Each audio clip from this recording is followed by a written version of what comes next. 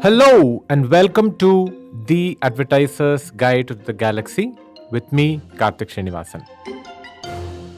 In today's episode, I will be looking at the accusation that advertising tries to reimagine our Indian traditions. Let me start with McDonald's India's new Diwali campaign made by the agency DDB Mudra. The ad celebrates the coming together of families during festivals, particularly Diwali, and the fact that when there is coming together, there is a lot of food.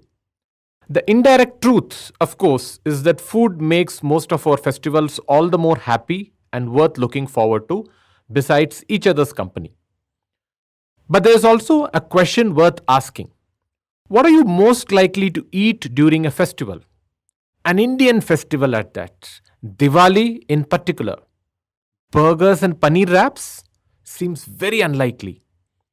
Almost all Indian festivals have specific local food items associated with them, and there is no dearth of such food items across any Indian state that celebrates Diwali, Deepavali in their own way for assorted reasons, like Lord Krishna's Naragasura Vadam in Tamil Nadu versus Lord Ram defeating Ravan in the north, and so on.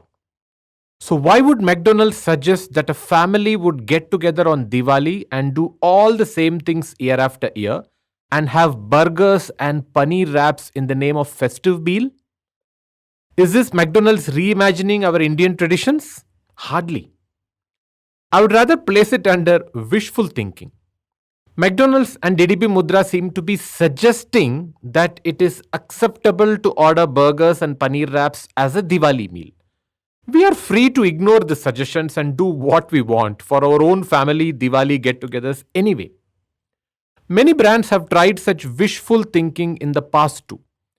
Another Diwali-centric tradition breaking from another brand that comes to my mind immediately is Big Bazaar's Paper Pataka campaign from 2015, again made by DDB Mudra. In that campaign, Big Bazaar suggests that we start using paper patakas instead of actual crackers. These are paper patakas we used to make while we were young by just folding a small piece of paper and flicking it to produce the sound.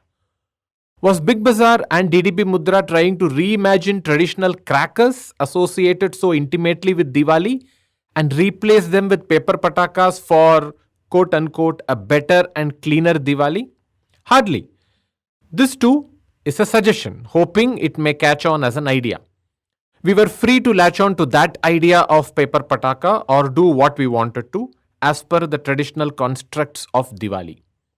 Just like we are free to follow the actual tradition and not go by what Kiara, Advani and Aamir Khan suggest with their imaginary family in the AU Bank ad that got withdrawn because of the massive outrage.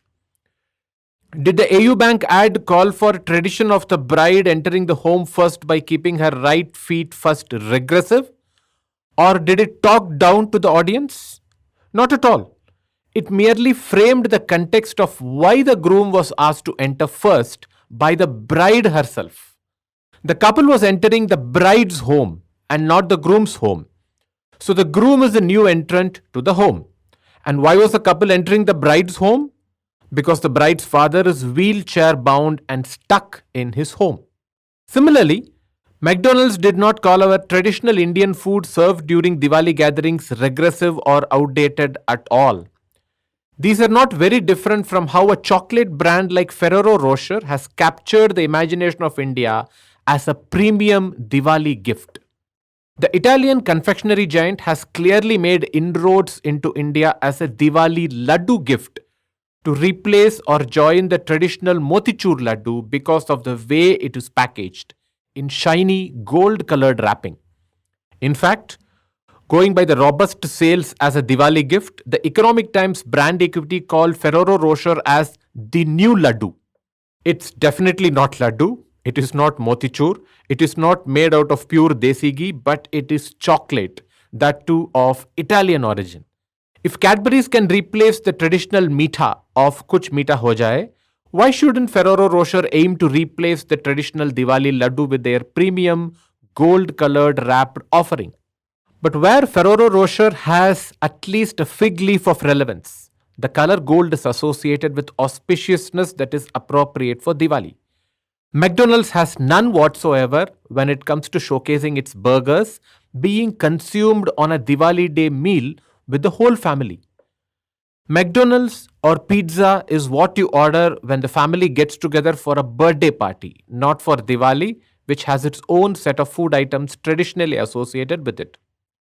McDonald's may want us to order burgers and paneer wraps for a Diwali meal at home, as much as a Ferrero Rocher wants us to gift their chocolates for Diwali instead of motichur laddus, or a Big Bazaar wishing that we switch to paper patakas to reduce air and noise pollution prevailing during Diwali time.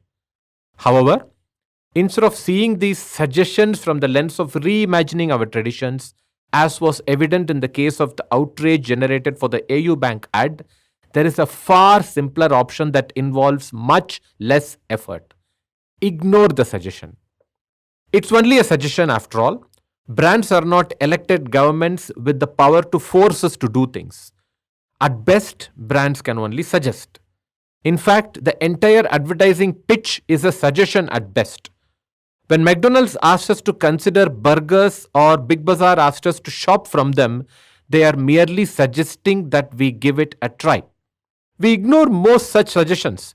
So why hold on to the narrative suggestion alone when we don't agree with some of them? We can ignore that too, like the product or service suggestion itself, without the outrage and the drama. If the outrage is because of the fear that people may accept the suggestion of a mere brand advertisement and reimagine a cultural tradition, then that fear reflects very poorly on those outraging, because it also means they assume that our traditions are so very loosely held. Shouldn't the vocal and visible upholders of tradition trust our traditions to be a lot more deep rooted, culturally relevant, and meaningful?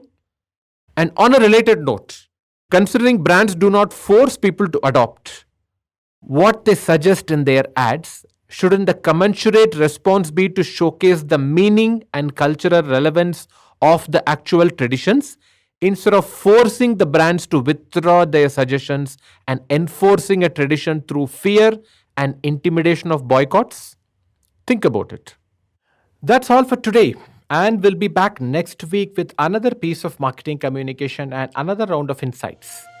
If you want to reach out to me, I am at Beast of Troll across Instagram and Twitter, and Karthik Srinivasan on LinkedIn. I also happen to have a blog by the same name.